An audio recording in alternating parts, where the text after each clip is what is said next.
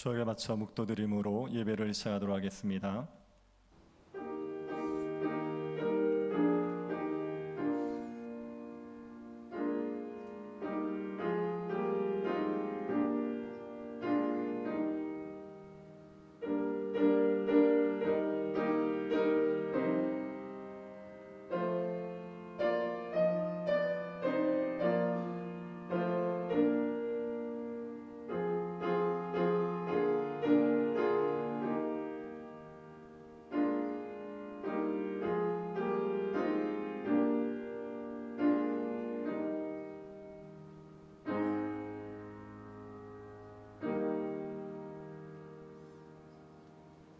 우리에게 하늘의 모든 신령한 복을 허락하여 주신 하나님께 감사를 드립니다.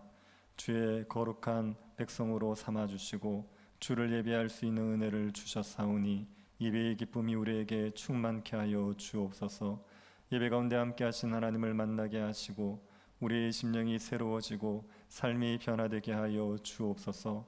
이전보다 더 충만한 삶을 살아갈 수 있도록 예배를 통해 우리에게 은혜 내리워 주옵소서. 걸어가신 예수님 이름으로 기도드립니다. 아멘. 찬송가 302장 찬양하겠습니다.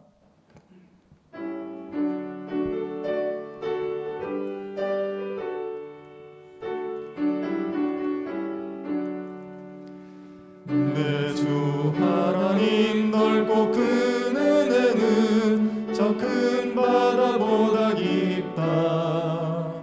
너고 닷줄을 끌러 깊은 데로 저 한가운데 가보라. 언덕을 떠나서 창파에 배 띄워 내 주 예수 은혜의 바다로 내 맘 꽂혀가라. 왜 너 인생은 언제나 거기서 저 큰 바다 물결 보고 금이 모르는 깊은 바다 속을 한 번에 하려 안 보나. 언덕을 떠나서 창파에 배 띄워 내 주 예수 은혜의 바다로 내 맘 거쳐가라. 많은 사람이 얕은 물가에서 저 큰 바다 가려다가 찰싹거리는 작은 파도 보고 마음 약하여 못 가네.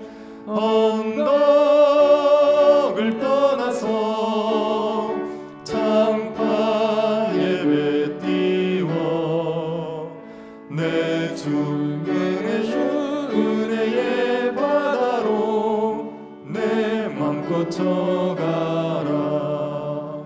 자고 가거라 이제 곧 가거라 저 큰 은혜 바다 향해. 자고 내 노를 저 깊은 데로 가라. 망망한 바다로 언덕을 떠나서 창파에 배 띄워 내 주 예수 은혜의 바다로 내 맘껏 져가라. 예배를 위해서 정성진 목사님 기도하겠습니다. 기도하겠습니다. 긍휼이 풍성하신 하나님 아버지, 우리의 죄악됨에도 불구하고 예수 그리스도 안에서 넘치는 은혜와 사랑으로 저희를 용서해 주시고 오늘도 하나님께 나아가게 하여 주시니 감사드립니다. 하나님만이 복의 근원이 되시는 줄 믿고 그 은혜를 간구하며 나아가는 저희들의 심령을 붙들어 주시고 말씀 앞에 온전히 서는 시간이 되게 하여 주옵소서. 우리 마음을 어지럽히고 생각을 흩뜨러뜨렸던 수많은 세상의 잡념들을 제거하여 주시고 이 시간 온전히 하나님만 생각하는 시간이 되게 하여 주옵소서. 하나님을 믿는다 말하지만 주님의 자녀다운 삶을 잃어버리고 세상의 것을 쫓아 헛된 행실로 주님의 마음을 아프게 해드렸던 모든 죄악을 용서하시고 이 시간 우리의 마음을 씻으셔서 하나님이 기뻐하시는 자녀의 마음을 회복하게 하여 주옵소서. 비대면 예배가 지속되면서 우리가 서로의 얼굴을 잊어버릴 뿐 아니라 하나님의 얼굴마저 잊어버리지 않았는지 돌아봅니다. 우리의 완악하고 연약한 마음을 긍휼히 여겨 주시옵소서. 우리가 다시금 하나님 앞에 살게 하여 주시옵소서. 주의 거룩하신 말씀, 은혜와 진리의 말씀을 들을 때 우리의 마음을 소성시켜 주시고 땅의 것이 아니라 위의 것을 추구하는 삶을 살게 하여 주시옵소서. 마음에 가득한 헛된 우상들을 버리고 하나님께만 무릎 꿇는 저희가 되게 해 주시고 주님을 향한 깊은 사랑과 열심을 회복하는 예배의 시간이 되게 하여 주옵소서. 전염병으로 인해 고통받고 있는 수많은 성도들의 삶을 하나님이 친히 권고하시는 줄 믿습니다. 우리가 통제할 수 없는 현실로 인해 우리 마음이 불안하고 염려를 떨쳐내버릴 수가 없습니다. 이러면 좋을지 저러면 좋을지 이 어려움들을 어떻게 극복하고 다시금 일상을 회복할 수 있을지 저희로서는 답을 찾지 못해 원망과 불평을 쏟아낼 때도 많이 있었습니다. 하나님, 이 시간 저희가 하나님을 믿는 믿음 위에 굳게 서서 원망의 말을 버리고 감사의 말을 하게 하여 주시고 슬픔이 변하여 기쁨이 되는 시간이 되게 하여 주옵소서. 세상에서 세상의 것을 얼마나 많이 누리냐의 문제가 아니라 하나님 나라의 시민으로서 고난 중에서도 하나님 나라의 복을 얼만큼 누리고 사느냐의 문제인 줄로 믿습니다. 우리에게 보이는 것을 보이지 않는 것을 보는 것 같이 하며 살아가는 믿음을 주시고 먼저 그의 나라와 그의 의를 구하는 삶을 살 수 있도록 성령으로 충만하게 하여 주시옵소서. 오늘 들려주시는 말씀을 통해 그 은혜를 베풀어 주실 줄 믿사오며 주 예수 그리스도의 이름으로 기도하옵나이다. 아멘. 아멘.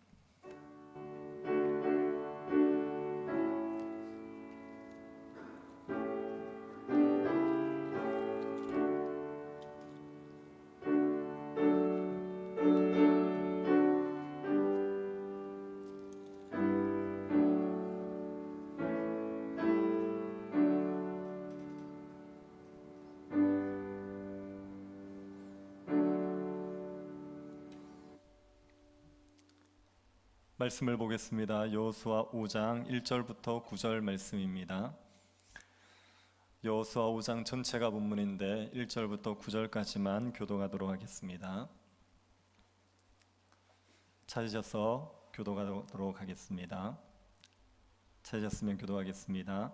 유단 서쪽의 아모리 사람의 모든 왕들과 해변의 가나안 사람의 모든 왕들이 여호와께서 요단물을 이스라엘 자손들 앞에서 말리시고 우리를 건너게 하셨음을 듣고 마음이 녹았고 이스라엘 자손들 때문에 정신을 잃었더라.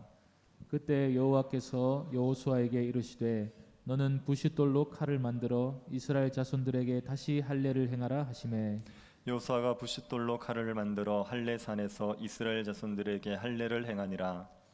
여호수아가 할례를 시행한 까닭은 이것이니 애굽에서 나온 모든 백성 중 남자 곧 모든 군사는 애굽에서 나온 후 광야길에서 죽었는데 그 나온 백성은 다 할례를 받았으나 다만 애굽에서 나온 후 광야길에서 난 자는 할례를 받지 못하였음이라. 이스라엘 자손들이 여호와의 음성을 청종하지 아니하므로 여호와께서 그들에게 대하여 맹세하사 그들의 조상들에게 맹세하여 우리에게 주리라고 하신 땅 곧 젖과 꿀이 흐르는 땅을 그들이 보지 못하게 하리라 하시매 애굽에서 나온 족속 곧 군사들이 다 멸절하기까지 40년 동안을 광야에서 헤매었더니 그들의 대를 잇게 하시니 자손에게 여호수아가 할례를 행하였으니 길에서는 그들에게 할례를 행하지 못하였으므로 할례 없는 자가 되었음이었더라. 또 그 모든 백성에게 할례 행하기를 마침에 백성이 진중 각 처소에 머물며 낫기를 기다릴 때에 같이 보겠습니다. 여호와께서 여호수아에게 이르시되 내가 오늘 애굽의 수치를 너희에게서 떠나가게 하였다 하셨으므로 그곳 이름을 오늘까지 길갈이라 하느니라. 아멘. 사람들에게는 이전보다 더 나은 삶을 살아가고 싶은 마음이 있습니다. 이전보다 더 건강하게 살고 싶고 이전보다 더 경건하게 살고 싶고 이전보다 더 풍요롭게 살고 싶은 마음이 있습니다. 새해가 되면 사람들이 이런저런 결심을 하지 않습니까? 올해는 운동을 할 거야. 올해는 새벽기도 큐티를 할 거야. 올해는 저축을 할 거야. 그런 결심들을 하게 되지요. 이런 결심들을 한다는 것이 이전보다 더 나은 삶을 살고 싶은 마음이 있다는 것을 보여줍니다. 더 건강하게, 더 경건하게, 더 풍요롭게 살고 싶은 마음이 있는 것입니다. 우리에게 이전보다 더 잘 살고 싶은 마음이 있다는 것을 여호수아의 용어를 빌려서 말하면 가나안 땅을 정복하고 싶은 마음이 있다는 것입니다. 이스라엘 백성들이 가나안 땅을 정복하게 되면 안식을 누리게 됩니다. 광야를 떠돌면서 안식을 누리지 못하던 자들이 가나안 땅에서 땅의 소산을 먹으면서 안식을 풍요롭게 누릴 수 있게 되어 있습니다. 그래서 가나안 땅을 정복하면 이스라엘 백성들은 이전에 맛보지 못하였던 풍요로운 삶을 살아가는 거지요. 우리가 이전과 다른 풍요로운 삶을 살아간다는 것은 우리 이 여호수아의 용어를 따르면 가나안 땅을 정복하게 되는 것입니다. 우리가 이전에 누리지 못하였던 기쁨과 평강을 누리기 시작했습니까? 가나안 땅을 정복한 겁니다. 우리가 이전에 맛보지 못하였던 영적인 충만함을 누리기 시작했으니까 가나안 땅을 정복한 겁니다. 교회가 영적으로 충만해져서 이전에는 경험하지 못하였던 교회의 영광을 맛보게 되었으니까 가나안 땅을 정복한 거지요. 복음을 알지 못하던 자들이 복음을 받아들이고 예수를 믿는 일들이 일어납니까? 그게 바로 가나안 땅을 정복하게 되는 일입니다. 가나안을 정복하는 일은 우리에게 이전에 누리지 못하였던 풍요로운 삶을 허락해 주는 일입니다. 그런데 이 가나안 땅을 정복하는 게 쉬운 일이 아닙니다. 우리의 힘으로는 불가능한 일입니다. 이스라엘 백성들에게 가나안 정복은 이스라엘 백성들의 힘으로 불가능한 일이었습니다. 그처럼 우리가 이전보다 나은 삶을 살아가는 것은 우리의 힘으로 불가능한 일입니다. 평강과 기쁨을 누리지 못하던 사람들이 평강과 기쁨을 누리는 게 쉽습니까? 염려와 근심, 두려움을 떨쳐버리고 평강과 기쁨을 누리는 것은 우리의 힘으로 되지 않는 일입니다. 교회가 영적으로 나태해져 있다가 영적으로 충만해지는 일이 쉽겠습니까? 예배를 드리지 않던 사람들이 예배를 드리고 말씀을 보지 않던 사람이 말씀을 가까이 하고 함께 모여 기도하고 교회를 섬기는 일들이 왕성하게 일어나는 일은 우리의 능력으로 만들어낼 수 있는 일이 아니지요. 복음을 모르던 사람들이 복음을 받아들이게 하는 일도 우리의 힘으로 할 수 있는 일이 아닙니다. 가나안을 정복하는 일은 우리의 힘과 능력으로 되지 않습니다. 오로지 하나님의 은혜로만 가능한 일입니다. 이 가나안을 정복한 일을 어떻게 할 수 있을지, 어떻게 하면 하나님의 은혜로 가나안을 정복할 수 있을지를 우리에게 보여주는 성경책이 여호수아서입니다. 여호수아서는 약속의 땅을 정복하는 비결을 우리에게 알려주고 있습니다. 하나님께서 허락하여 주신 그 풍요로운 땅을 어떻게 하면 우리가 누릴 수 있을지를 여호수아가 우리에게 알려주고 있습니다. 여호수아서의 1장부터 5장까지가 가나안 정복 전쟁을 위한 준비 과정이었습니다. 모세가 죽고 나서 여호수아가 모세의 뒤를 이어서 이스라엘 백성들의 지도자가 되었지요. 그 여호수아와 이스라엘 백성들을 하나님께서 준비시킵니다. 가나안 땅을 정복할 수 있도록 하기 위해서 준비를 시킵니다. 그 과정이 1장부터 5장까지 기록이 되어 있습니다. 하나님께서 가장 먼저 하신 일은 여호수아에게 말씀을 주신 겁니다. 가나안 땅을 주겠다는 약속의 말씀을 다시 들려주고 말씀으로 말미암아 하나님을 신뢰할 수 있게 만들어 주신 겁니다. 그렇게 여호수아의 마음을 준비시키셨습니다. 그리고 라합을 통하여서 이스라엘 백성들에게 가나안 땅을 주시겠다는 것을 확신시켜 주시지요. 라합은 정탐꾼을 숨겨줬습니다. 라합이 정탐꾼을 숨겨준 것은 하나님께서 상천하지의 유일하신 하나님이라는 걸 고백했기 때문입니다. 하나님의 행하신 홍해를 가른 일, 그리고 아모리 두 왕을 하나님께서 진멸하신 일을 들으면서 하나님께서 하늘과 땅 아래에 유일하신 신이라는 것을 인정하고 하나님께 투항을 한 거죠. 이 라합을 통해서 이스라엘 백성들은 하나님께서 가나안 땅을 주실 것이라는 확신을 가질 수가 있었습니다. 또 요단강을 건넌 것도 하나님께서 이스라엘 백성들에게 가나안 땅을 주시겠다는 확신을 가지게 해 줬습니다. 이스라엘 백성들이 요단강을 건넌 때는 우기였습니다. 강물이 수위가 가장 높을 때였습니다. 이 요단강은 건기가 되면은 쉽게 건널 수 있는 여울들이 생기기 마련입니다. 이스라엘 백성들이 몇 개월만 기다리면은 그냥 강을 손쉽게 건널 수가 있었습니다. 그럼에도 불구하고 하나님께서 그 물이 가장 수위가 높을 때에 요단을 건너게 하시지요. 그것은 요단을 가르신 하나님께서 가나안 땅도 정복하게 해주실 것을 믿게 해주기 위해서입니다. 요단강을 가르라 건너가게 하심으로 말미암아 약속의 땅도 하나님께서 주실 것을 이스라엘 백성들에게 확신시켜 주기 위해서 요단을 건너가게 하셨던 겁니다. 하나님께서 그렇게 이스라엘 백성들에게 가나안 땅을 주시겠다는 약속의 말씀을 계속 확신할 수 있는 여러 가지 방법들을 사용하셨습니다. 그리고 이스라엘 백성들이 요단을 건너고 나서 가나안 땅에 들어갔을 때, 그리고 여리고성의 전쟁을 앞두고 있을 그때, 이때도 하나님께서 이스라엘 백성들의 마음을 준비시키기 위해서 세 가지 일을 행하시게 됩니다. 어떻게 하면 가나안 땅을 정복할 수 있는지를 알려주기 위해서 이스라엘 백성들이 세 가지를 경험하게 하십니다. 그것이 오늘 본문의 이야기입니다. 이스라엘 백성들에게 하나님께서 경험하게 하신 세 가지는 무엇이겠습니까? 그리고 그 세 가지를 통하여서 하나님께서 주시고자 하는 메시지는 무엇이겠습니까?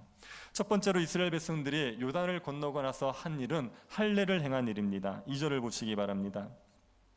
그때 여호와께서 여호수아에게 이르시되 너는 부싯돌로 칼을 만들어 이스라엘 자손들에게 다시 할례를 행하라 하시매, 하나님이 이스라엘 백성들에게 할례를 명하셨지요. 할례는 하나님께서 아브라함에게 하라고 주셨던 계명 율법이었습니다.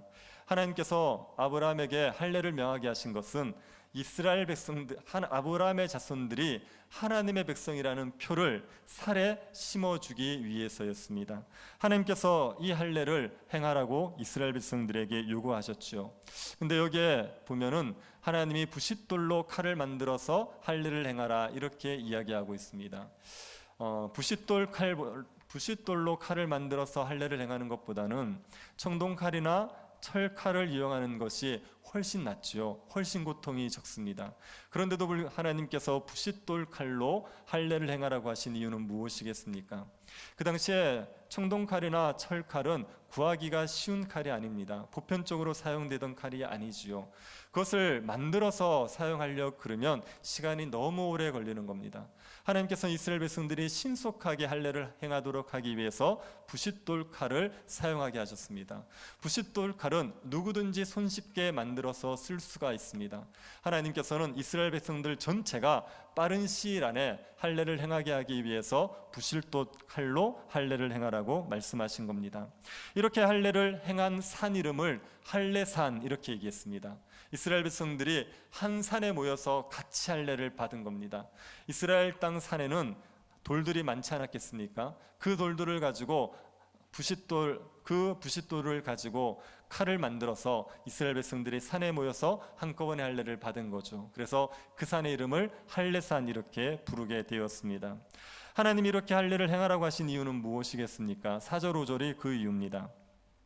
여호수아가 할례를 시행한 까닭은 이것이니 애굽에서 나온 모든 백성 중 남자 곧 모든 군사는 애굽에서 나온 후 광야 길에서 죽었는데 그 나온 백성은 다 할례를 받았으나 다만 애굽에서 나온 후 광야 길에서 난 자는 할례를 받지 못하였음이라.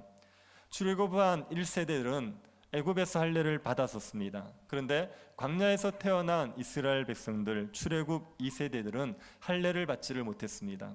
원래 할례는 아버지가 자식에게 해줘야 되는 거지요. 태어난 지 8일이 지나면 아들에게 할례를 시켜줬어야 됩니다. 그런데 출애굽 1세대들이 이 하나님의 말씀을 지키지 않았습니다. 이 출애굽 1세대들은 말씀에 불순종해서 자신들의 자녀들에게 할례를 행하지 않았습니다. 그래서 출애굽 2세대들 전체가 할례를 받지 않은 할례 없는 자가 되어 있는 상태였습니다. 그래서 하나님께서 그들에게 할례를 행하라고 명하신 겁니다. 그런데 왜 하나님께서 굳이 가나안 정복 전쟁을 앞두고 할례를 행하라고 하셨겠습니까? 지금 이스라엘 백성들은 가나안 땅에 들어와서 가나안 정복 전쟁을 바로 코앞에 두고 있는 상황이었습니다.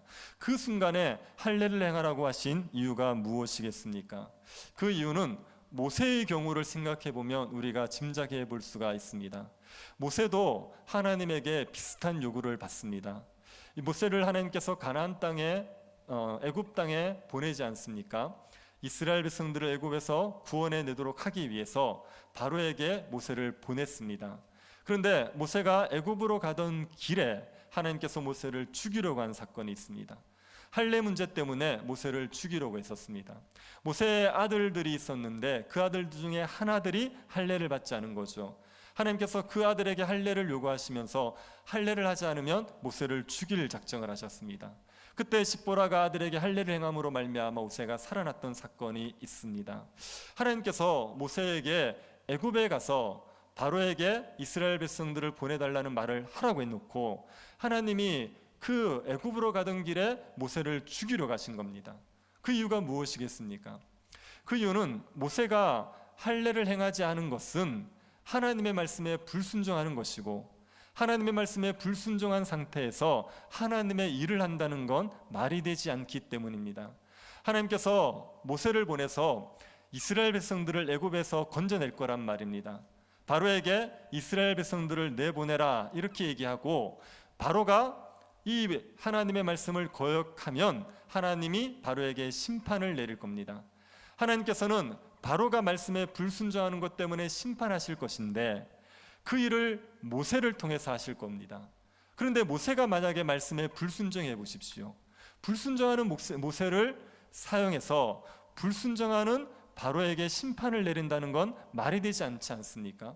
바로가 불순종한 거면 불순종해서 하나님이 심판을 내리시는 거면 불순종한 모세에게도 심판을 내리셔야 공의로운 겁니다. 그런데 모세의 불순종은 눈 감아 주시고 바로의 불순종만 심판하신다면 하나님이 공의롭게 행하는 게 아니시지요. 그래서 하나님께서 모세에게 먼저 말씀에 순종할 걸 요구하시는 겁니다. 할례를 행하라는 말씀에 불순종하고 있는 모세에게 먼저 말씀에 순종해서 자녀에게 할례를 시켜라. 그리고 모세가 그 말씀에 순종할 때에 하나님께서 그 모세를 사용하셔서 이스라엘 백성들을 애굽에서 건져내셨던 겁니다. 이 이스라엘 백성들에게 할례를 요구하신 것도 마찬가지입니다. 하나님께서는 이스라엘 백성들을 통하여서 가나안 족속들을 심판하실 겁니다. 가나안 정복 전쟁은 이스라엘 백성들에게 땅을 주기 위한 전쟁임과 동시에 하나님의 말씀에 불순종한 그 가나안 족속을 심판하기 위한 전쟁입니다. 그런데 가나안 족속들은 말씀에 불순종하는 것 때문에 심판을 받으면서 이스라엘 백성들은 말씀에 불순종하는 것을 용납한다면 하나님은 공의롭지 못하지 않습니까? 가나안 족속들이 불순종한 것 때문에 심판을 받아야 된다면 말씀에 불순종하는 이스라엘 백성들도 심판을 받아야지요. 그게 공의로운 겁니다. 그래서 하나님께서 이스라엘 백성들에게 먼저 할례를 행할 것을 요구하시는 겁니다. 너희들의 말씀에 순종해서 나에게 거룩한 백성이 되어라. 그래야 내가 너희들을 통하여서 가나안을 심판할 수 있다. 그렇게 요구하셨던 겁니다. 그래서 이스라엘 백성들이 할례를 받았지요. 할례를 받고 났을 때 하나님께서 그들에게 할례가 낫기를 기다리고 있는 그들에게 이렇게 얘기하십니다. 오늘 애굽의 수치가 너에게서 떠나가게 하였다. 하나님이 할례 받은 이스라엘 백성들을 향하여서 오늘 너희에게서 애굽의 수치가 떠나갔다 이렇게 이야기하십니다. 여기에서 애굽의 수치라는 건 무엇을 말하는 거겠습니까? 어떤 상태를 가리켜서 애굽의 수치 이렇게 이야기하겠습니까? 애굽의 수치라고 얘기할 때 이스라엘 백성들이 애굽에서 종살이하면서 당했던 수치를 생각할 수가 있습니다. 이스라엘 백성들이 애굽에서 종살이하는 게 얼마나 수치스러운 일입니까? 종으로 산다는 것은 굴욕적인 일이지요. 그래서 이스라엘 백성들이 애굽에서 종살이하며 살았던 것을 애굽의 수치라고 얘기할 수 있고, 할례를 받음으로 말미암아 이스라엘 백성들은 이제 가나안 땅을 누리게 되었습니다. 그러니 종살이에서 벗어나게 되었다는 측면에서 애굽의 수치가 굴러갔다 이렇게 이야기할 수가 있습니다. 그런데 그렇게 얘기하자니 한 가지 문제가 있습니다. 이스라엘 백성들이 할례를 받았는데 이들은 출애굽 2세대들 아닙니까? 출애굽 2세대들은 애굽에서 종살이를 한 적이 없습니다. 출애굽 1세대들이 애굽에서 종살이했지 출애굽 2세대들은 애굽에서 종살이한 적이 없습니다. 태어날 때부터 광야에서 태어났죠. 자유인으로 태어났습니다.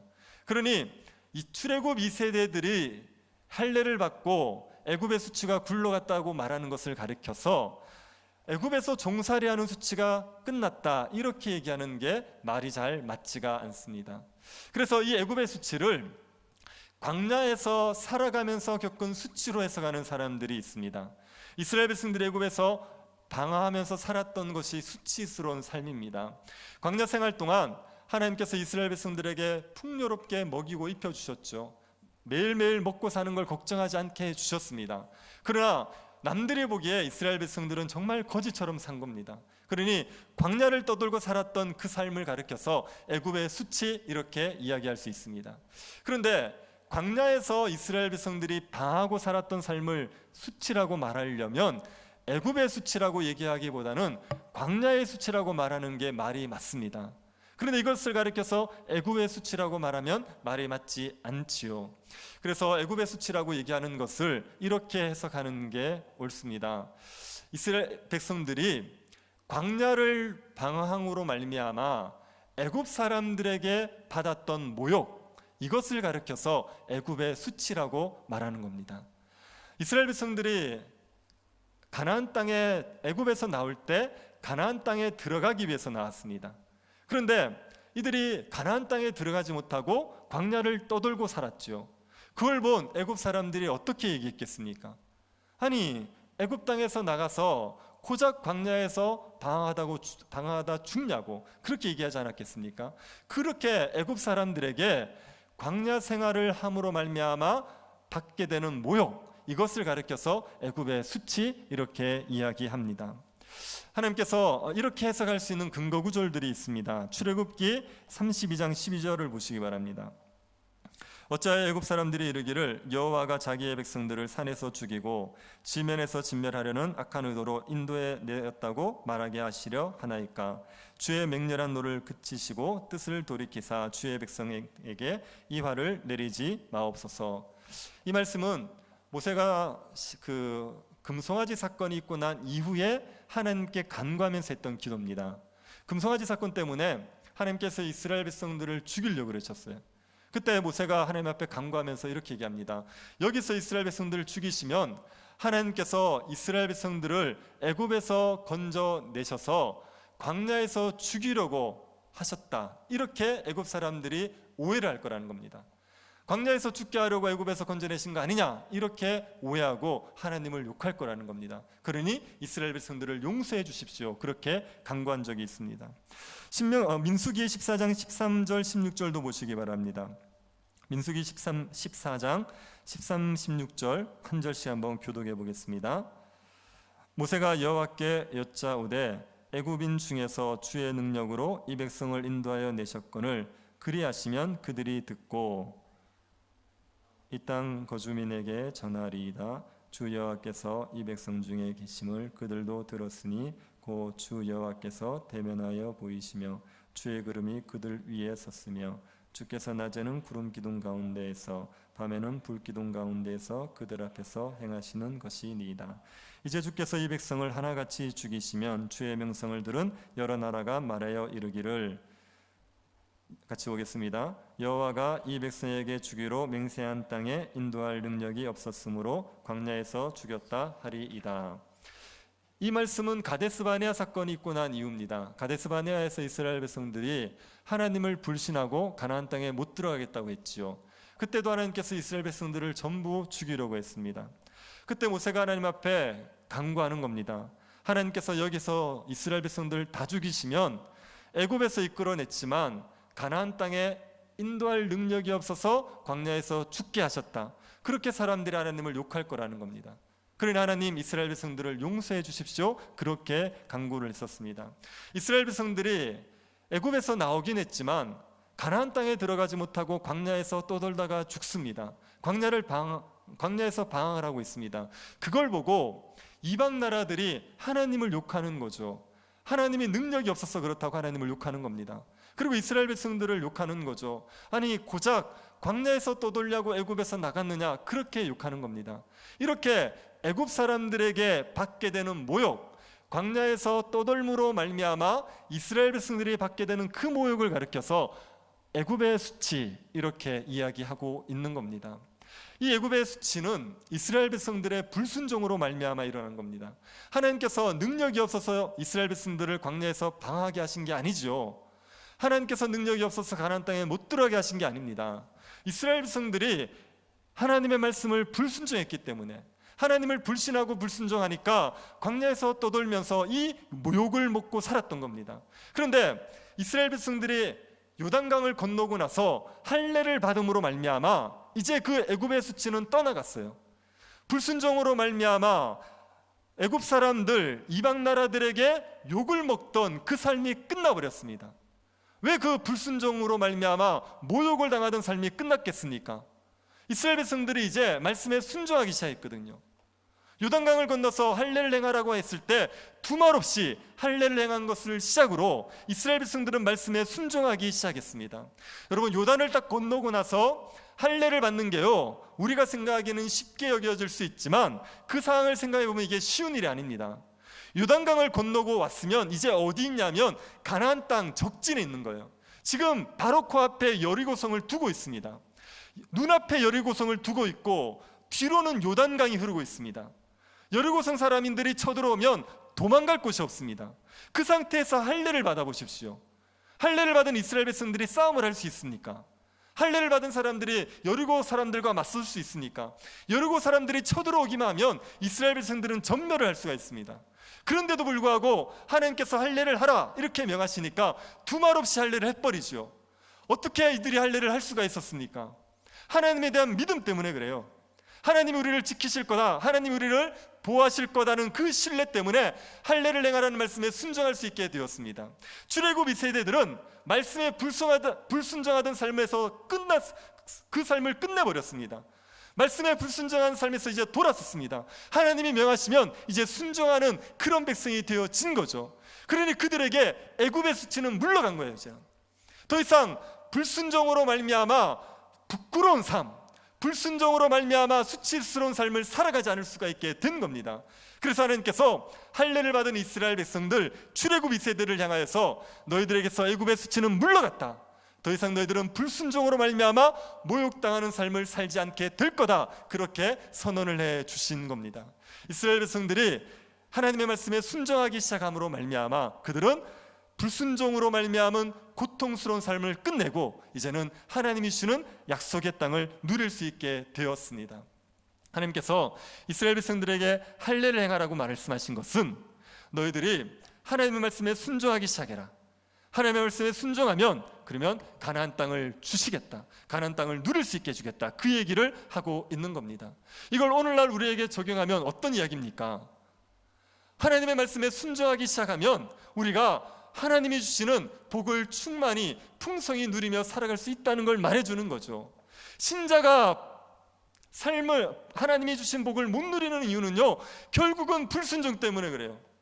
하나님의 말씀에 순종하지 않으니까, 하나님의 말씀을 거슬려 행하니까 하나님이 주시는 복을 충만히 누리지를 못하는 겁니다. 예수를 믿는 사람들은요, 하나님께서 모든 복을 이미 허락해 주셨어요. 하늘의 신령한 복을 다 주셨단 말입니다.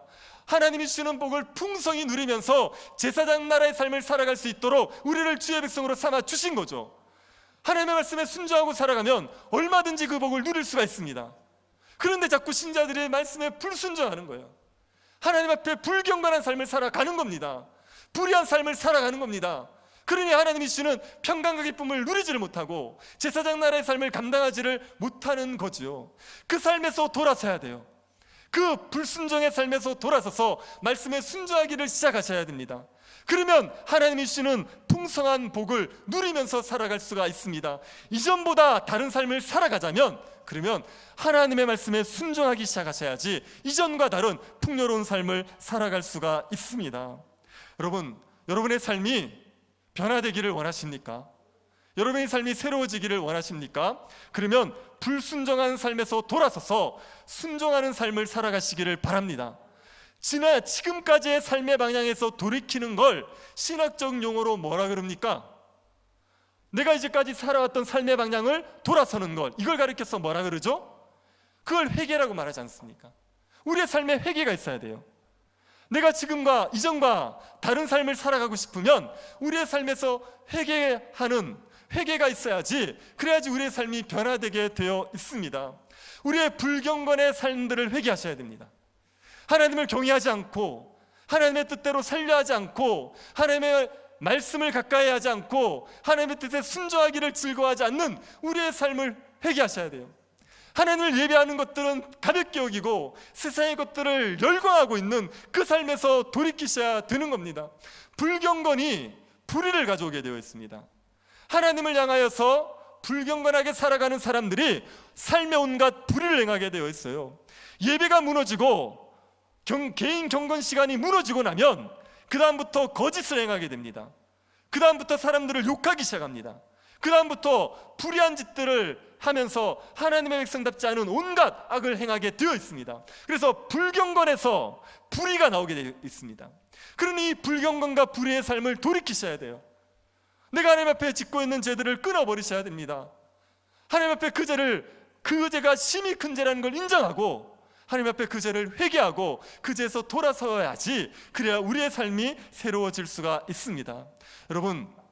여러분의 삶에서 과거에 삶의 변화를 겪었을 때가 언제인지 한번 기억해 보십시오. 여러분의 삶에 정말 곤고함과 비참함이 가득했다가 풍성하고 하나님의 뜻을 이루는 충만한 삶을 살게 됐던 그 계기가 언제였던지 한번 생각해 보십시오. 우리의 삶의 터닝 포인트들은요, 회개 때예요.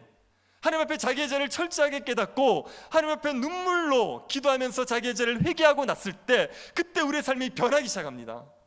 그 전까지는 내 삶이 괜찮은 줄 알았어요. 내가 이렇게 살아도 아무 문제 없는 줄 알았어요. 괜찮은 삶을 살고 있다고 생각했는데 하나님의 빛 앞에서 내가 얼마나 큰 죄인인지를 깨닫는 겁니다. 나의 그 불경건함을 보게 되는 겁니다. 나의 그 불의를 보게 되는 거예요. 내가 정말 하나님 앞에 죽어마땅한 죄인이라는 걸 알게 되고 하나님 앞에 애통하면서 눈물로 회개하고 나면 그 이후에 우리의 삶에 말할 수 없는 평강과 기쁨이 밀려오는 거죠. 상황은 안 바뀌는데도 불구하고 우리의 삶에, 우리의 영혼에는 충만한 기쁨과 평강이 있게 되는 거죠. 그리고 우리의 삶이 바뀌는 겁니다. 그렇게 끊지 못했던 죄들을 끊어버리고 하나님이 우리와 함께 동행한다는 걸 생생히 느끼면서 영광스러운 삶을 살아가게 되는 거죠. 그래서 회개가 있을 때마다 우리의 삶이 새로워졌던 것을 기억하십시오. 그리고 삶이 변하고 싶으면요, 여러분 지금의 삶을 다시 점검하시고 하나님 앞에 죄를 회개하셔야 됩니다. 습관처럼 우리가 용납하고 있는 죄들이 있어요. 너무나도 하나님 앞에 흉악한 죄임에도 불구하고 그 죄의 심각성을 인식하지 못하고 그걸 습관처럼 용납하고 있는 게 있습니다. 처음에 그 죄를 용납할 때는 양심의 가책이 있었어요. 내가 이걸 하면 안 된다고, 내가 이렇게 하면 안 된다고. 예배를 한번 빠질 때는 양심의 가책이 있다고요. 그런데 그게 반복되어 보십시오. 양심의 가책마저 무뎌져 버립니다. 그 죄를 반복하고 있으면서도 스스로 합리화시켜 버립니다. 고작 이런 죄 때문에 뭐 이 정도 가지고, 그러고 나서 조금 더 그 죄에 대한 죄책감마저 느끼지 않게 되는 거죠. 그렇게 굳어지고 나면 우리의 삶의 성령의 역사가 상실돼요. 평강 기쁨이 상실되어지고 하나님의 뜻대로 쓰임받는 삶을 살아낼 수가 없습니다. 그렇게 여러분에게 묵어있는 죄들을 여러분이 깨닫고 다시 그 죄들을 돌이키셔서 하나님 앞에 죄를 회개하셔야 돼요. 여러분의 삶을 하나님 앞에 차근차근 점검해 보시면서 마음에 깨달아지는 죄들이 있으면 그 죄를 하나님 앞에 애통하고 회개하시면 그때부터 삶이 변화되게 되어 있습니다. 죄를 그대로 두고 있으면서 삶만 충만하게 해달라는 건 말이 안 됩니다. 하나님이 우리에게 원하시는 것은 거룩이란 말이에요. 우리 자신의 거룩입니다.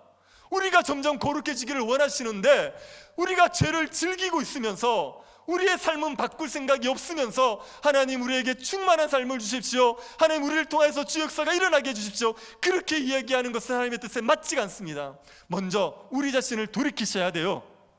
죄가 우리를 붙들고 있으면 그 죄를 하나님 앞에 낱낱이 고백하시면서 죄에서 돌아서셔야 됩니다. 여러분에게는 예배의 감격이 있으십니까? 여러분에게 말씀에 대한 열정이 있으십니까? 하나님 앞에 기도하면 마음이 뜨거워지고 계십니까? 주의 일들이 여러분 삶 가운데 일어나고 있습니까? 그렇지 않으면, 그런 하나님의 충만한 삶을 누리고 있지 못하다면 우리 안에 숨겨진 죄가 있다는 것을 기억하시고 그 죄를 하나님 앞에 회개하십시오. 그때부터 우리의 삶이 풍성하게 바뀌어지게 되어 있습니다.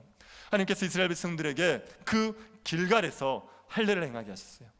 불순종하던 말씀에 불순종한 삶을 끊어버리게 하셨습니다. 그리고 그 이후부터 이스라엘 백성들이 가나안 땅을 정복하여 풍성한 삶을 살아가게 되는 겁니다. 그러니 우리의 삶에 불순종하는 삶에서 돌아서시는 것이 우리의 삶의 충만함의 시작이라는 것을 기억하시기를 바랍니다. 그리고 이스라엘 백성들이 뭘 합니까? 유월절을 지키죠. 이스라엘 백성들이 요단을 딱 건너서 요단을 건넜을 때가 날짜가 언제냐면요, 1월 10일입니다.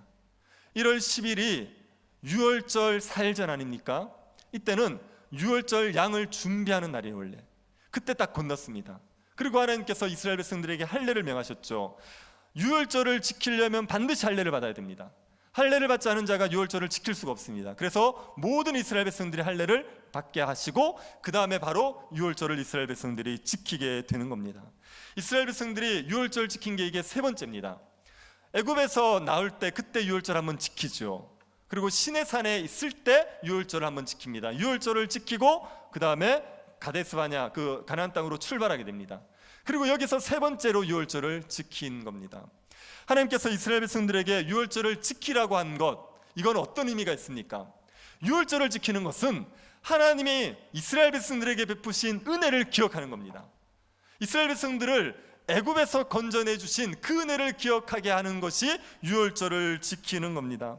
이스라엘 백성들의 유월절을 지킬 때마다 뭘 생각합니까? 하나님이 우리를 애굽에서 건져내셨지, 이걸 생각하는 거예요. 하나님이 이스라엘 백성들을 애굽에서 건져내셨다는 얘기는요, 하나님의 능력이 지극히 크시다는 얘기예요. 그 바로의 손에서 이스라엘 백성들을 건져내실 정도로 하나님의 능력이 크시다는 겁니다. 그리고 하나님께서 이스라엘 백성들을 애굽에서 건져내셨다는 것은 하나님의 은혜가 풍성했다는 겁니다. 이스라엘 백성들이 출애굽을 위해서 무슨 노력을 했습니까? 그들이 이스라엘 출애굽의 은혜를 받을 만한 어떤 이쁜 짓을 한 게 있습니까? 하나님의 전적인 은혜로 이스라엘 백성들을 애굽에서 건져내신 거예요. 아브라함의 언약을 기억하셔서 이스라엘 백성들을 애굽에서 건져내주신 겁니다. 이스라엘 백성들은 은혜로 출애굽의 역사를 경험하게 된 거죠. 그래서 이스라엘 백성들은 유월절을 지킬 때마다 하나님의 능력의 지극히 크심도 알고 하나님의 은혜의 풍성하심도 알게 되는 겁니다. 그 하나님의 능력과 하나님의 은혜를 알게 되면 이스라엘 백성들 마음에 하나님에 대한 경외하는 마음이 생겨나요. 하나님에 대해서 식어졌던 마음들이 하나님의 은혜를 다시 기억하면서 하나님의 능력의 크심을 기억하면서 다시 한번 마음이 뜨거워지게 되는 거예요. 하나님을 경외하는 마음을 가지고 하나님을 사랑하게 되고 하나님의 말씀에 순종할 마음들을 품게 되는 거죠. 이스라엘 백성들이 하나님을 경외하는 것이 가나안 땅을 정복하는 데 핵심적인 요인입니다. 하나님을 경외해야 돼요. 이스라엘 백성들 하나님을 신뢰하기만 하면 가나안 땅은 하나님께서 선물로 주시게 되어 있어요. 그래서 이스라엘 백성들이 하나님을 경외하는 마음을 가져야 되는데 그 하나님을 경외하는 마음이 어디에서 오느냐? 하나님이 베푸신 은혜, 하나님이 이스라엘을 애굽에서 건져내신 그 은혜, 그걸 기억할 때마다 하나님에 대한 경외함이 생겨나게 되는 거죠. 그래서 유월절을 지킴으로 말미암아 하나님을 경외하는 마음을 새롭게 하셨고, 그리고 하나님을 경외하는 마음으로 가나안 땅을 정복할 수 있도록 하나님께서 은혜를 베풀어 주신 겁니다. 여러분, 우리의 삶에서 삶의 변화는요, 여호와를 경외할 때만 일어나게 된다는 것을 기억하셔야 됩니다. 하나님을 경외하는 마음이 뜨거워지면 그때 삶이 충만해지게 되어 있어요. 우리의 삶이 지치고 힘든 이유는 다른 데 없습니다. 하나님에 대한 사랑이 식어져서 그래요. 하나님이 좋고 하나님을 사랑하는 마음이 우리 마음에 뜨거워지면요, 우리의 환경이 문제가 되지 않습니다. 우리가 지금 어디 있느냐가 문제가 되지 않아요. 내가 하나님을 뜨겁게 사랑할 때는요, 내 삶이 충만합니다. 그때는 뭘 해도 행복하게 되어 있어요. 그런데 하나님에 대한 사랑이 식어버리는 거예요. 하나님을 사랑하는 마음들은 식어지고 세상에 대한 사랑이 커져버리는 겁니다. 세상의 쾌락이 좋고 세상의 부가 좋고 세상의 성공이 좋은 거예요. 그러니까 삶이 궁핍해지죠. 가진 것 아무것도 없는 것 같고 너무나도 초라한 삶을 살아가게 되는 겁니다. 하나님을 사랑하는 마음을 가질 때, 하나님을 경외하는 마음을 가질 때가 우리의 삶이 충만해지고 우리의 삶에 온갖 하나님의 역사들이 일어날 때란 말입니다. 그런데 그 하나님에 대한 경외함은 우리가 어떻게 가집니까? 이거는요, 하나님의 은혜를 기억할 때 우리에게 샘솟게 되어 있습니다. 하나님 우리에게 베푸신 은혜들을 생각하는 것, 하나님 나에게 얼마나 놀라운 은혜를 베푸셨는지를 기억하는 게 우리가 주님을 사랑하게 만드는 동력이 되게 되어 있습니다. 우리의 삶에 하나님이 베푸셨던 은혜가 많지요. 우리가 질병 가운데서 고통받고 있을 때 하나님 우리를 건져내신 적 있지 않습니까? 우리가 정말 곤란 가운데 있을 때, 경제적으로 너무 힘들고 어려웠을 때, 그때 하나님께서 우리를 건져주신 적 있지 않습니까? 우리에게 길이 없었을 때, 정말 어디를 둘러봐도 길이 없는 그때 하나님께서 길을 여셔서 우리를 건져주신 적이 있지 않습니까? 그런 은혜를 한번 되새겨 보십시오. 그 은혜를 한번 다시 한번 생각해 보십시오. 그러면 우리의 마음에 하나님에 대한 경외함이 다시 불일 듯 일어나게 되어 있습니다. 하나님 우리에게 베푸신 은혜가 풍성한데 그 풍성한 은혜 중에 최고의 은혜는 우리를 죄와 사망에서 건져내신 것 아닙니까? 죄의 종로로 타고 있고 사망 가운데 있던 자들을 하나님께서 예수 그리스도의 십자가로 건져내신 그 은혜가 우리에게 말할 수 없는 은혜지요. 십자가 은혜를 생각할 때마다 우리의 가슴이 뜨거워지는 것 아닙니까? 십자가 은혜를 생각하면 다시 마음에 하나님에 대한 경외함이 생겨나게 되는 거죠. 십자가의 은혜만큼 우리의 마음을 뜨겁게 만드는 게 어디 있습니까? 그 복음의 은혜를 되새기는 것이 우리가 하나님을 경외하는 마음을 가지고 살아갈 수 있는 방법입니다. 그래서 하나님께서 한 사람을 새롭게 하실 때요, 그 사람에게 영적인 각성이 일어나게 하십니다. 그 영적인 각성이라는 건 다른 거 아니에요. 구원의 감격을 회복시켜 주시는 거예요. 십자가의 은혜를 다시 한번 회복시켜 주는 겁니다. 나 같은 죄인을 예수 그리스도께서 십자가에서 죽으심으로 구원하셨다는 이 복음의 진리가 마음에 다시 한번 되새겨지고 그 복음의 감격들이 다시 한번 일어날 때가 그 사람이 삶이 새로워질 때요. 하나님이 어떤 교회를 새롭게 하지 않습니까? 그때는 교회 가운데 복음의 은혜가 새로워질 때입니다. 십자가 복음이 성도들의 마음을 다시 기경하는 겁니다. 이미 알고 있던 그 복음이지만 다시 그 복음의 은혜 때문에 하나님의 구원의 감격을 회복하게 만드는 거예요. 그렇게 되면 교회가 새로워지게 되어 있습니다. 여러분이 부흥의 역사에 대해서 기록들을 한번 읽어보십시오.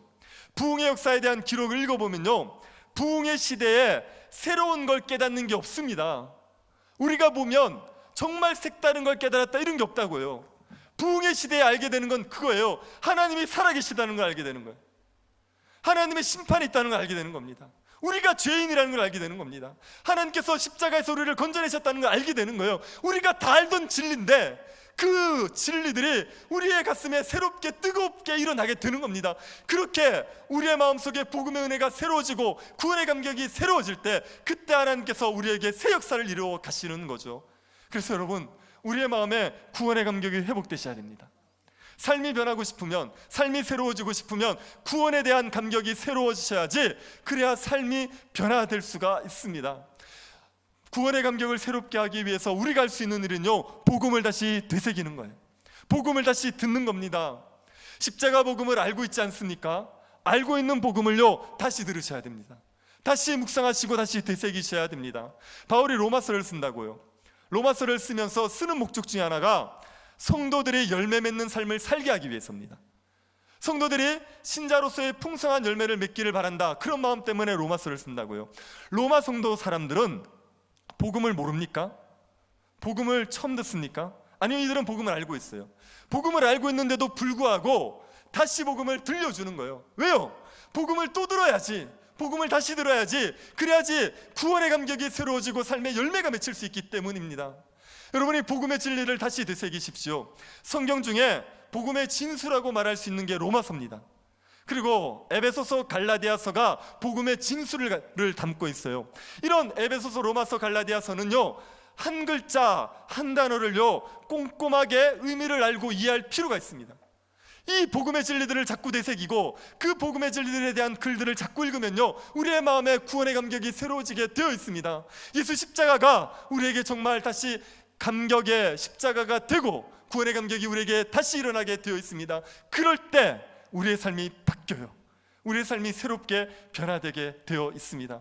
죄를 끊을 수 없었던 우리가 죄를 끊어버리고 하나님의 일을 감당할 수 없었던 우리가 하나님의 일을 감당하면서 살아갈 수가 있습니다. 그게 유월절을 지키는 겁니다. 복음을 다시 되새기는 겁니다. 그때 우리의 삶이 다시 한번 새로워질 수가 있습니다.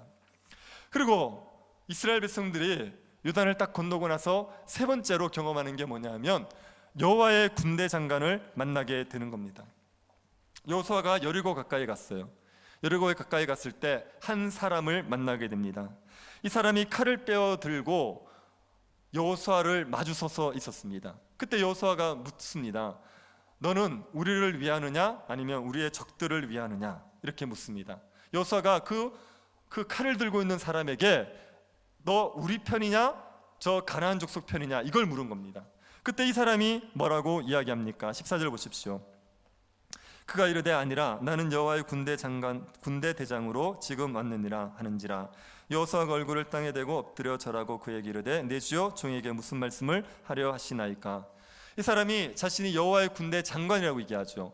여호수아는 우리 편이냐 저쪽 편이냐를 물었는데 이 사람은 여호와의 군대 장관이라고 얘기했습니다. 이건 무슨 말이냐면 이 지금 여호와의 군대 장관이 온 것은 나는 이스라엘 백성들을 돕거나 적들을 돕기 위해 온 게 아니라 전쟁을 주관하러 왔다는 거예요.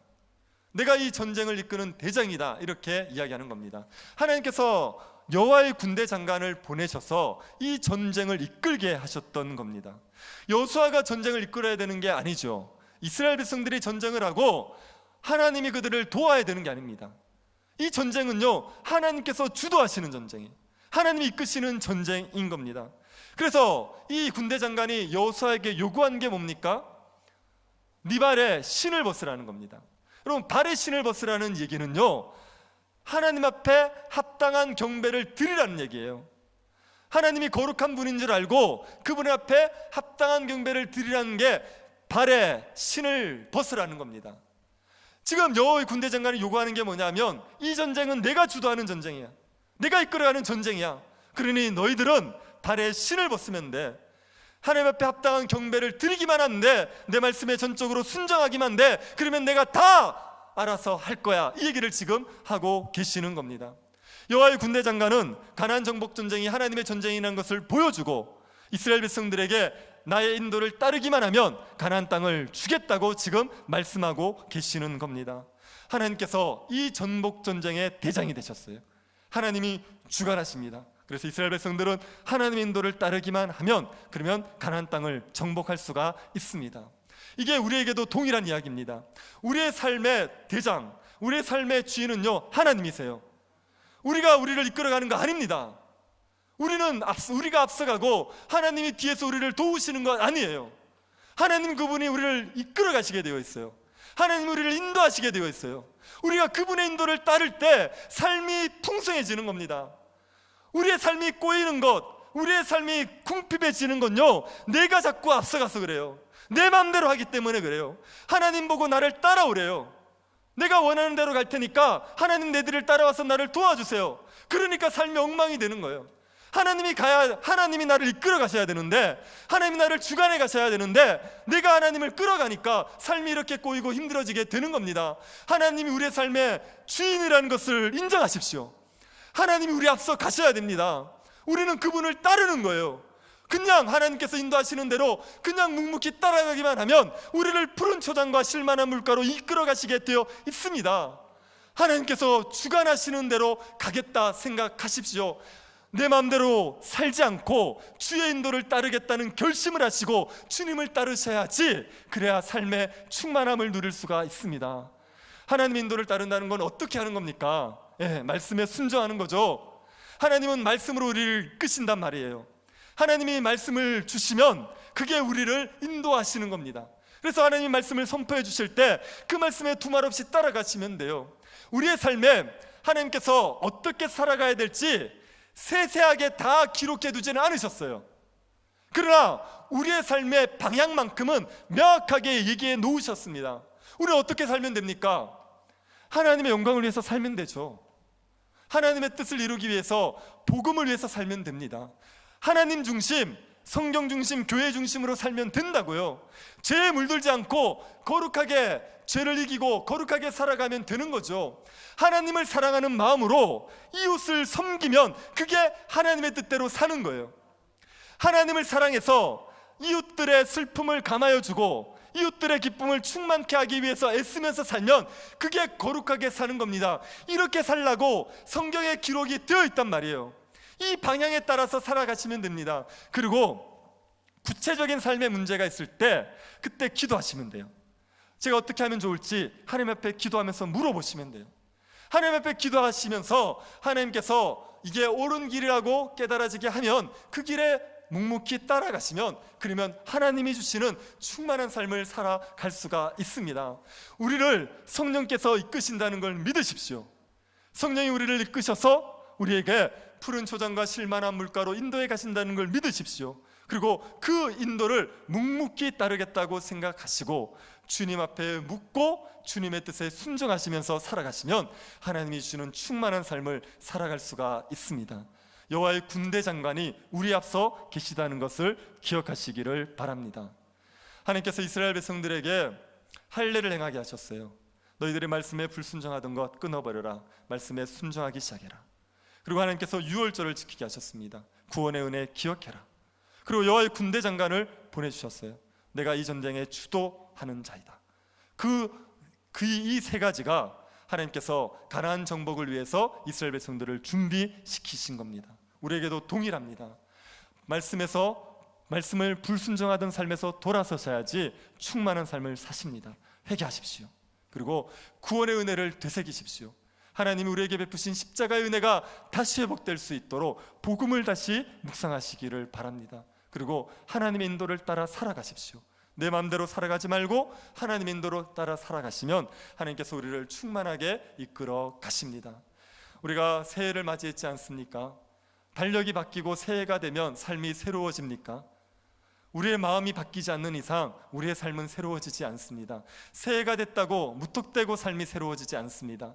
하나님 앞에서 다시 마음을 새롭게 하십시오. 죄를 끊으시고 구원의 감격을 회복하시고 하나님의 인도를 따라 살아가시게 되기를 바랍니다. 그래서 하나님이 주시는 충만한 삶, 이전과 비교할 수 없는 충만한 삶을 살아가는 복된 한 해가 될 수 있기를 간절히 바랍니다. 하나님 아버지, 우리에게 하늘의 모든 신령한 복을 주심을 감사드립니다. 하나님이 우리에게 허락하신 복들을 우리가 마음껏 누리며 살아가게 하여 주옵소서. 말씀에 불순종하던 삶에서 돌아서게 하십시오. 죄를 회개하고 말씀에 순종하면서 살아가게 하여 주옵소서. 우리의 구원의 감격을 새롭게 하셔서 주를 경외하는 마음을 허락하여 주옵소서. 우리의 대장 되시는 예수 그리스도만을 따르게 하셔서 하나님 나라의 복을 마음껏 누리며 살아가는 복된 한 해가 되게 하여 주옵소서. 걸어가신 예수님 이름으로 기도드립니다. 아멘. 교회 소식을 알려드리겠습니다. 오는 주일 17일까지 온라인으로 예배를 드리겠습니다. 문화 성경반에 참여하셔서 말씀을 가까이 하시기 바랍니다. 교회당 이전의 문제는 시행사가 이전 예정지를 구입할 대금을 지급해야 되는데 이게 지체가 되고 있어서 진행이 늦어지고 있습니다. 계속 기도해 주시기 바랍니다. 찬송가 370장 찬양하고 합심해서 기도하고 죽도록 예배를 마치겠습니다.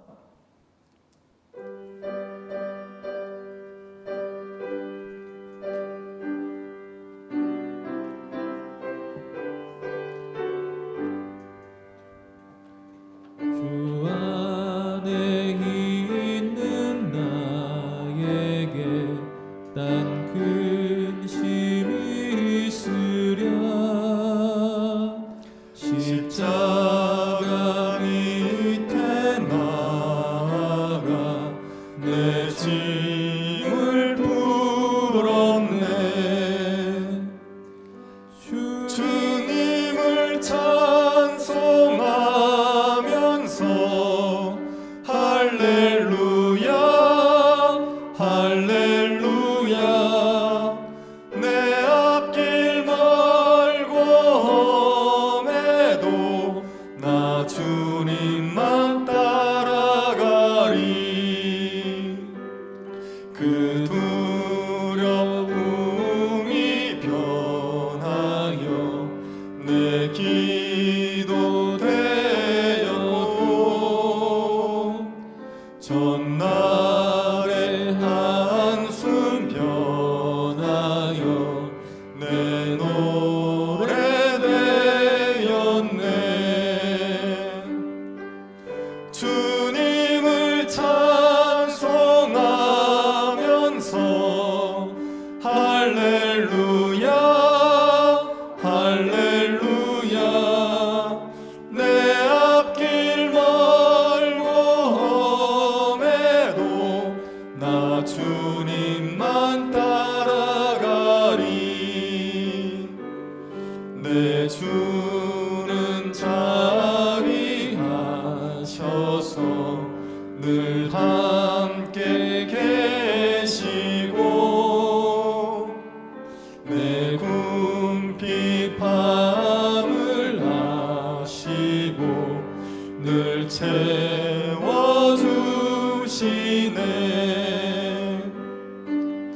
주님을 찬송하면서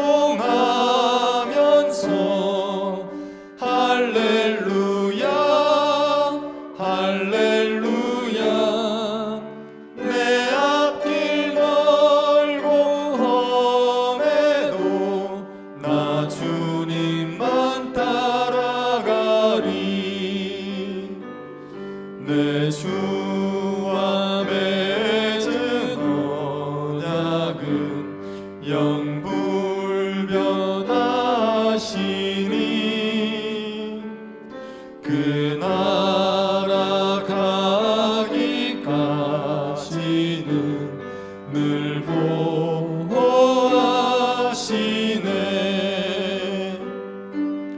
주님을 찬송하면서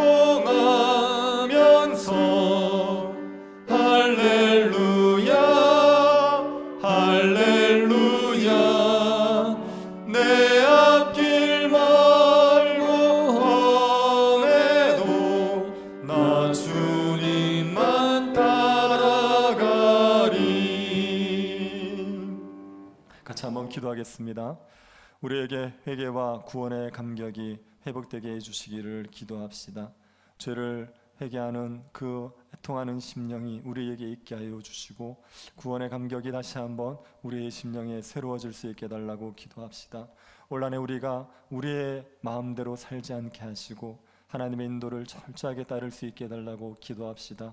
우리 앞서 싸우시고 우리를 이끌어 가시는 그 하나님, 우리가 그 하나님을 따라 살아감으로 말미암아 하나님이 주는 충만한 삶을 살아갈 수 있게 해달라고 기도합시다. 예배가 회복되게 하시고 코로나19가 사라지게 하여 주시고 일상이 회복되게 해달라고 기도해 주십시오.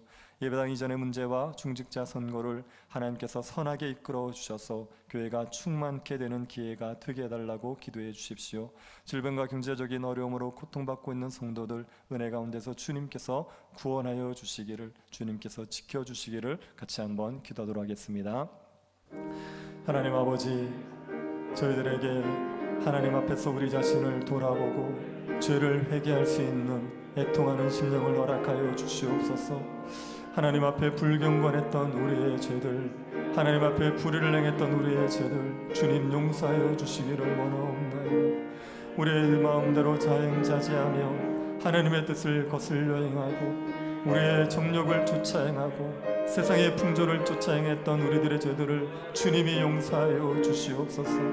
하나님 아버지, 우리에게 구원의 감격이 새로워지게 하여 주시기를 원하옵나이다. 다시 한번 구원의 기쁨들이 우리에게 충만케 하여 주시옵소서. 우리 같은 자를 주님께서 십자가에서 죽으시고 구원하여 주신 은혜를 알게 하여 주시고 그 은혜 때문에 기뻐하고 그 은혜 때문에 만족하고 그 은혜 때문에 하나님을 경외할 수 있도록 저희들에게 하나님의 성령의 역사를 허락하여 주시옵소서. 하나님, 우리가 하나님의 인도를 따르기를 원합니다. 주님의 인도를 따라 살아가게 하여 주시기를 원합니다. 우리의 욕심대로 하나님, 우리 어리석은 지혜를 따라 살지 말게 하여 주시고 하나님 앞에 철저히 하나님의 인도를 구하며 주의 인도를 따를 수 있게 하여 주시옵소서. 주님, 오늘을 푸른 초장과 실만한 물가로 인도해 가신 하나님이십니다. 우리에게 주의 은혜 내리워 주셔서 주님의 기후의 길을 쫓아 살아갈 수 있도록 우리에게 역사하여 주시옵소서. 하나님, 예배가 회복되기를 원합니다. 속히 예배가 회복되어져서 주의 백성들이 함께 모여 예배할 수 있도록 은혜 내리워 주시옵소서. 코로나19가 이 땅에서 사라질 수 있게 하여 주시기를 원합니다. 하나님, 코로나19의 위협이 사라지게 하여 주시고 일상이 회복되어질 수 있도록 저희들에게 은혜 내리워 주시옵소서. 하나님이 이 모든 일들을 통하여서 이 땅이 다시 한번 의의 땅으로 변화되어지는 역사, 거룩한 땅으로 변화되어지는 역사가 일어나게 하여 주시기를 원합니다. 예배당 이전의 문제, 중직자 선거를 주님께서 선하게 이끌어 주시옵소서. 하나님 아버지의 은혜가 우리 가운데 일어나게 하여 주십시오. 하나님 아버지의 은혜가 우리 가운데 역사하여 주시기를 원하옵나이다. 하나님 아버지의 교회가 충만케 되어지는 기회 될 수 있도록 주님 우리를 돌아보아 주시옵소서. 질병과 경제적인 어려움으로 고통받고 있는 성도들 주님께서 위로하여 주시고 하나님 아버지의 은혜로 말미암아 치유되는 역사, 하나님 아버지 회복되는 역사가 일어나게 하여 주시기를 원합니다. 성도들을 지켜주십시오. 하나님 아버지, 성도들을 보호하여 주십시오. 이 어려운 때지만 믿음을 잃어버리지 않도록 우리 성도들을 지켜주시고 보호하여 허락하여 주시옵소서. 하나님 아버지께서 교회의 머리가 되시고 교회를 보호하고 양육하시는 분이신 줄 믿습니다. 저희들 주님만을 의지하오니 주께서 교회 가운데 선하신 은혜를 허락하여 주시옵소서.